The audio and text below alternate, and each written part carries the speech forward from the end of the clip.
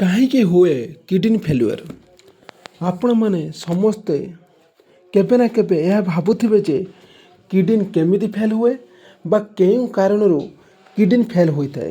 ଯଦି ଆପଣ ମଧ୍ୟ ଏହା ଜାଣିବାକୁ ଚାହୁଁଛନ୍ତି ତେବେ ଆଜି ଆମେ ଆପଣଙ୍କୁ ଏହାର ସବୁ କାରଣ ବିଷୟରେ କହିବାକୁ ଯାଉଛୁ। ବହୁତ ଲୋକ ଏହା ଭାବନ୍ତି ଯେ ଅଧିକ ଟମାଟର ଖାଇଲେ କିଡ଼ନୀ ଫେଲ୍ ହୋଇଥାଏ, କିନ୍ତୁ ଏମିତି କିଛି ନଥାଏ। କିଡ଼ନୀ ଫେଲ୍ ହେବାର ବହୁତ କାରଣ ଅଛି ଯାହା ସମସ୍ତଙ୍କୁ ଜାଣିବା ଉଚିତ।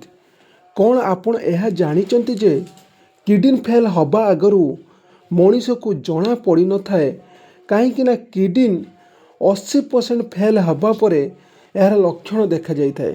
ସେଥିପାଇଁ କିଡ଼ନୀ ବିଷୟରେ ଜାଣିବା ବହୁତ କଷ୍ଟ।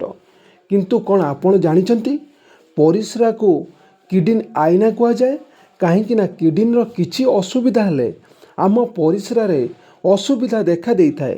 ତେବେ ପରିସ୍ରା ରୁଟିନ୍ ଟେଷ୍ଟ କଲେ ସେଥିରେ ଯଦି ପ୍ରୋଟିନ୍ କିମ୍ବା ଗ୍ଲୁକୋଜ୍ ମାତ୍ରା ଅଧିକ ହୋଇଥାଏ ତେବେ କିଡ଼ନୀରେ ଅସୁବିଧା ହୋଇପାରେ। ସେଥିପାଇଁ ଏହିଭଳି ରିପୋର୍ଟ ଆସିଲେ କିଡ଼ନୀ ଡାଇଲିସିସ୍ କରାଇବା ଆବଶ୍ୟକ ହୋଇଥାଏ। ଏହା ଛଡ଼ା କିଡ଼ନୀ ଫେଲ୍ ହେବାର ସବୁଠାରୁ ମୁଖ୍ୟ କାରଣ ଶରୀରର ପୋଟାସିୟମ୍ ମାତ୍ରା ବଢ଼ିବା ଦ୍ୱାରା ହୋଇଥାଏ।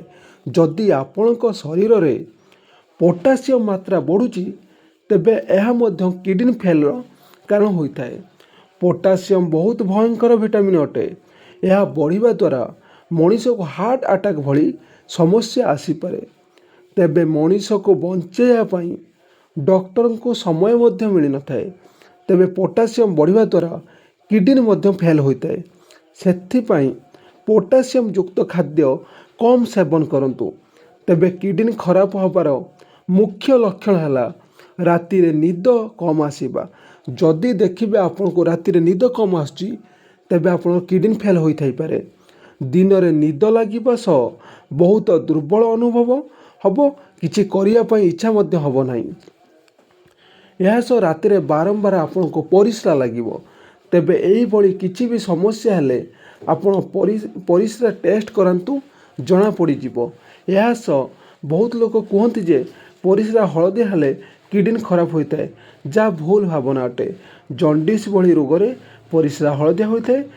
କିଛି ଇଂରାଜୀ ଔଷଧ ଖାଇବା ଦ୍ୱାରା ମଧ୍ୟ ପରିସ୍ରା ହଳଦିଆ ହୋଇଥାଏ।